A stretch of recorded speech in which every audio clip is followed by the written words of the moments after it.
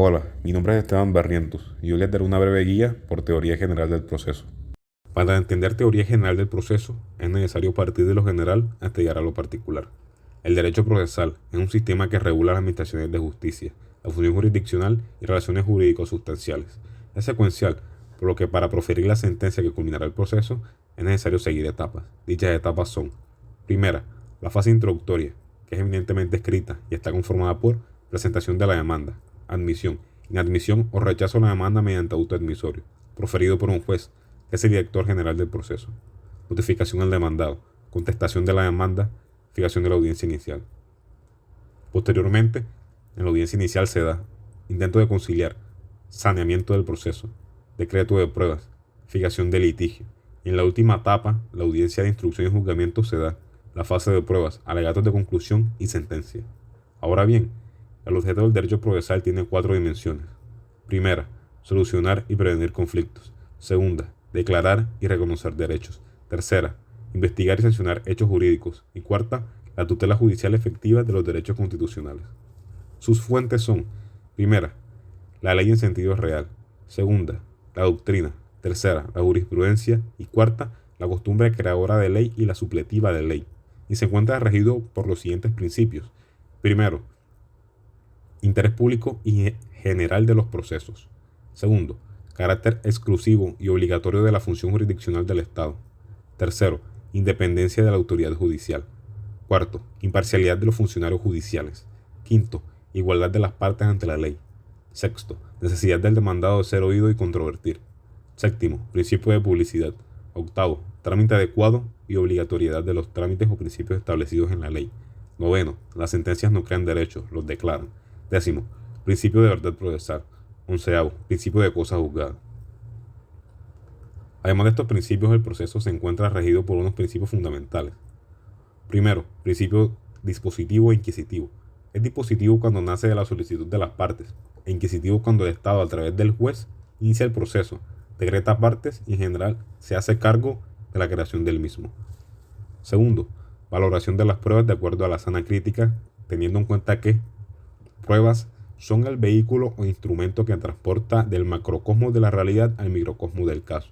Sin pruebas no se puede dictar sentencia, por tanto no hay proceso sin pruebas. Sana crítica, medio de valoración de pruebas conformado por la lógica, las reglas de la experiencia, el sentido común, conocimiento de la ciencia, la técnica y el arte. Tercero, impulso oficioso de los procesos. Cuarto, economía procesal, que es la optimización de recursos y maximización de resultados en el menor tiempo posible. Quinto, principio de concentración, que corresponde a hacer mucho de una sola vez, una sola audiencia para todo. Aunque los procesos, por regla general, tienen dos audiencias, inicial y de instrucción y juzgamiento. Sexto, principios de inmediación, que dice que el juez deberá practicar personalmente todas las pruebas y las demás actuaciones judiciales que le corresponden, aunque aclararemos las distintas excepciones al principio, que son prueba por comisionado, pruebas extraprocesales, prueba trasladada. Séptimo, principio de oralidad y escritura. La primera etapa, como mencionamos anteriormente, son eminentemente escritas, y la segunda, que corresponde a la audiencia, es de naturaleza oral. Octavo, interés para intervenir en los procesos, que puede ser familiar, económico o jurídico. Noveno, principio por buena fe y lealtad procesal. Décimo, impugnación.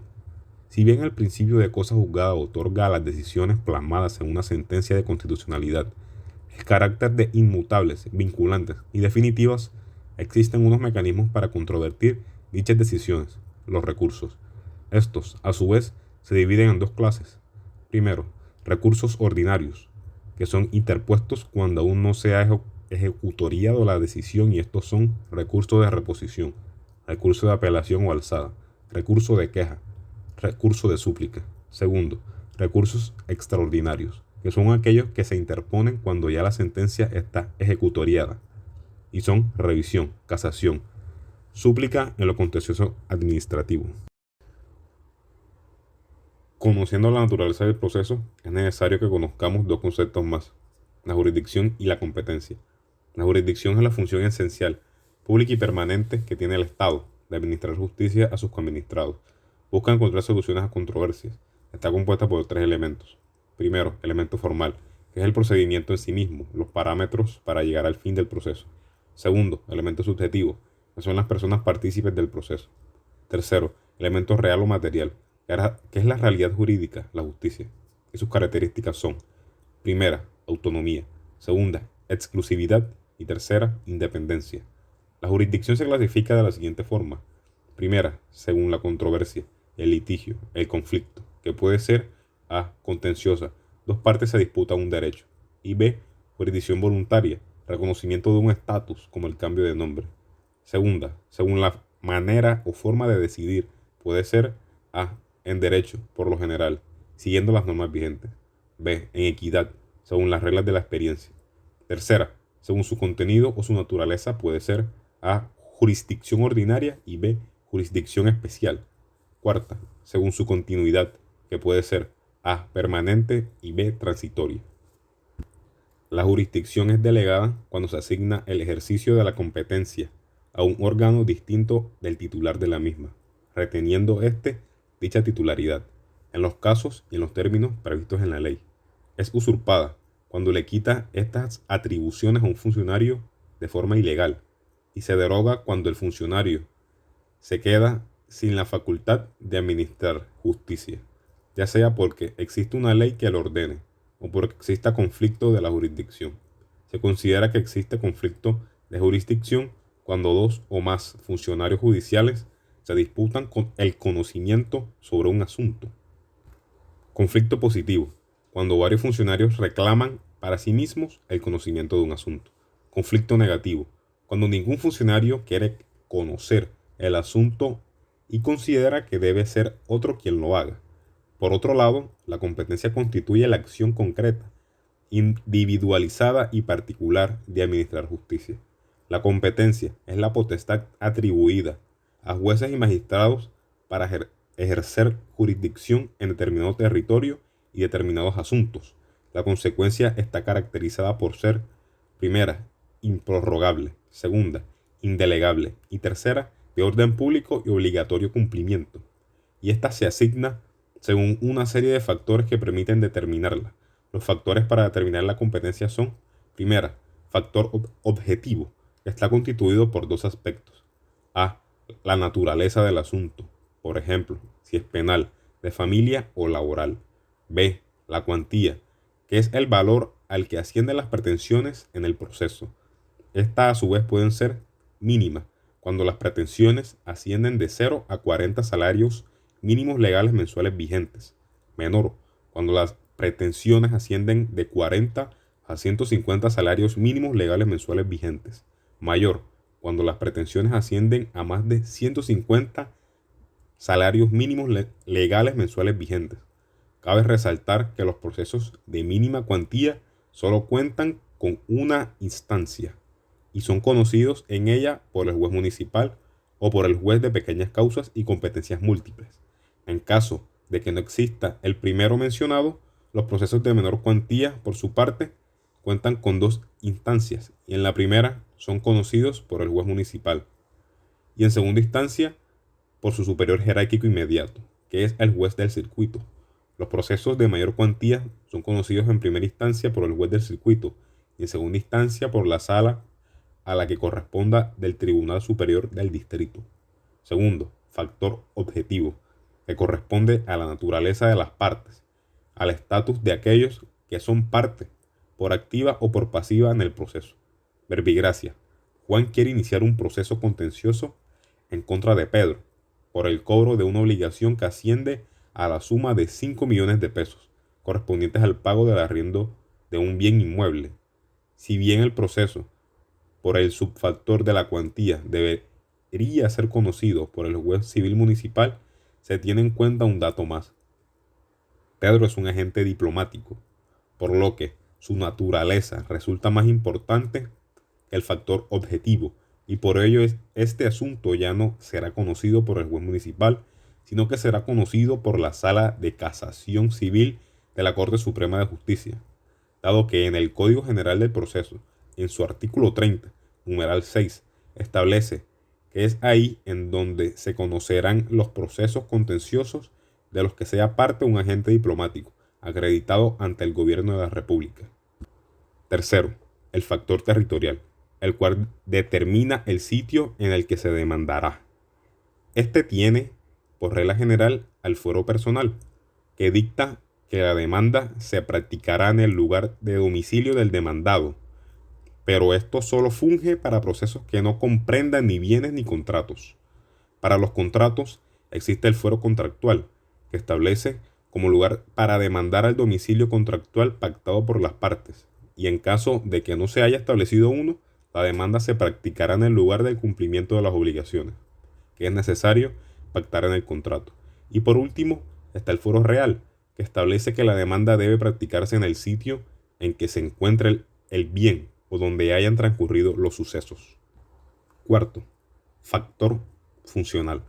Consulta la competencia en atención a las específicas funciones de los jueces en las instancias mediante la descripción de grados de juzgamiento, en la que actúan funcionarios diferentes, pero relacionados entre sí de manera organizada jerárquicamente, por estar adscritos a una misma circunscripción. Quinto, factor conexidad o fuero de atracción. Explora el fenómeno acumulativo en sus distintas variantes, como la subjetiva, acumulación de partes o litisconsorcios, objetivas, pretensiones, demandas o procesos, o mixtas, y establece una jerarquía entre los distintos factores que pudieran contradecirse. Verbigracia. El factor subjetivo es lo más importante. Por ello, siempre prevalece la naturaleza de las partes sobre el resto de los factores. Ahora bien, la potestad o poder que tiene cada persona o coadministrado de pedir al Estado que le administre justicia es el derecho de acción procesal. Las características de este son: primera, es una potestad que genera una obligación al Estado. Segunda, es de carácter público. Cualquiera puede reclamar administración de justicia. Tercera, es autónomo, independiente de la demanda y la pretensión. Cuarta, pretende o requiere que se profiera una sentencia. Quinta, siempre tiene dos sujetos obligatorios, accionante y accionado. Este poder cuenta con unos presupuestos procesales que son: primero, capacidad para ser parte. Según lo establecido en el artículo 53 del Código General del Proceso, podrán ser parte del proceso: a. Personas naturales y jurídicas. B. Los patrimonios autónomos. C. El concebido para la defensa de sus derechos. D. Los demás que determine la ley. Segundo, capacidad para comparecer al proceso, que según el artículo 54 del Código General del Proceso, serán a. aquellos con ejercicio pleno de sus derechos. B. Las personas jurídicas a través de sus representantes legales. C. Los menores de edad a través de sus representantes legales, que si están sujetos a patria potestad serán sus padres, pero si no lo están o sus padres no llegan a un acuerdo en tanto al proceso, el juez asignará curador ad litem. Tercero, capacidad del funcionario judicial. Cuarto, competencia. Quinto, la demanda, que es el instrumento que materializa el derecho de acción. La demanda se caracteriza por: a. Carácter introductorio, con él se inicia el proceso. B. Es voluntario. C. Pide algo que se quiere. D. Es un acto de partes. Cuando las partes son plurales, se constituye el litisconsorcio, que puede ser: A. Por activa, cuando hay varios demandantes. B. Por pasiva, cuando hay varios demandados. C. Mixto, ambas partes son plurales. Y a su vez también puede ser: A. Facultativo. Nace del principio de economía procesal, pero es opcional, porque la sentencia puede ser diferente para los miembros del litisconsorcio, o sea, no es uniforme. B. Cuasi necesario. Nace de la solidaridad de las obligaciones. Verbigracia. Cuando el deudor de una obligación no hace el pago de la obligación y es el codeudor a quien le cobran, por lo que él debe luego cobrar esa obligación al deudor. C. Necesario. Las partes que hicieron parte de la relación jurídico sustancial deben ser parte de lo jurídico procesal también, por mandato legal o naturaleza del asunto. Ahora bien, la demanda cuenta con unos requisitos que están establecidos en el artículo 82 del Código General del Proceso. Estos son: primero, la designación del juez a quien se dirija. Segundo, el nombre y domicilio de las partes, y si no pueden comparecer por sí mismas, los de sus representantes legales, que se deberán indicar el número de identificación del demandante y de su representante y el de los demandados si se conocen. Tratándose de personas jurídicas o de patrimonios autónomos, será el número de identificación tributaria y la dirección electrónica. Tercero, el nombre del apoderado judicial del demandante, si fuera el caso. Cuarto, lo que se pretende, expresado con precisión y claridad. Quinto, los hechos que le sirven de fundamento a las pretensiones, debidamente determinados, clasificados y numerados. Sexto, la petición de las pruebas que se pretende hacer valer, con indicación de los documentos que el demandado tiene en su poder para que éste los aporte. Séptimo, juramento estimatorio, cuando sea necesario, en casos de indemnización, compensación y reconocimiento de frutos y mejoras. Octavo, los fundamentos de derecho, normas y jurisprudencia. Noveno, cuantía del proceso, cuando su estimación sea necesaria para determinar la competencia o el trámite. Décimo, el lugar, la dirección física y electrónica que tengan o estén obligados a llevar, donde las partes, sus representantes y el apoderado del demandante recibirán notificaciones personales. Undécimo, los demás que exija la ley. Doceavo, anexos y firmas.